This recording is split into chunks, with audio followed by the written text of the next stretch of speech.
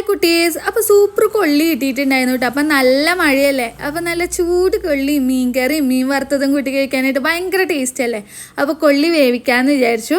അപ്പോൾ ഫസ്റ്റ് തന്നെ കൊള്ളി നന്നാക്കുകയൊക്കെ ചെയ്തിട്ട് കുഞ്ഞു കുഞ്ഞു പീസസ് ആക്കിയിട്ട് അതിൻ്റെ നടുക്കത്തെ നാരൊക്കെ കളഞ്ഞിട്ട് കുഞ്ഞു കുഞ്ഞു പീസാക്കില്ലേ, അങ്ങനെ ആക്കിയിട്ട് കുക്കറിൽ വേവിക്കാനിട്ടു. ഉപ്പും അതേപോലെ തന്നെ നമ്മുടെ മഞ്ഞൾപ്പൊടി ഇട്ടിട്ടാട്ടെ വേവിക്കാനിട്ടേക്കണേ.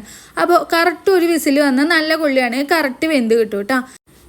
അപ്പോൾ നമുക്ക് കൊള്ളി വെന്ത് വരുമ്പോഴേക്കും കുറച്ച് സാധനങ്ങളൊക്കെ ഒന്ന് ചതച്ചൊതുക്കി എടുക്കാണ്ട് കേട്ടോ.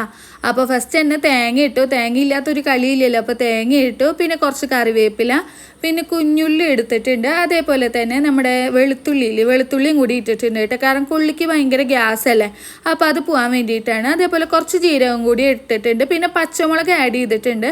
അത് നമ്മുടെ എരിവിന് ആവശ്യമുള്ള എത്ര പച്ചമുളകാണോ അതിടുക. അപ്പോൾ കൊള്ളി വെന്ത് വന്നിട്ട് അത് ഊറ്റിയെടുത്തിട്ടുണ്ട്. കട്ടൊക്കെ ഊറ്റി കളയണമല്ലോ, അത് ഊറ്റിയെടുത്തിട്ടുണ്ട്.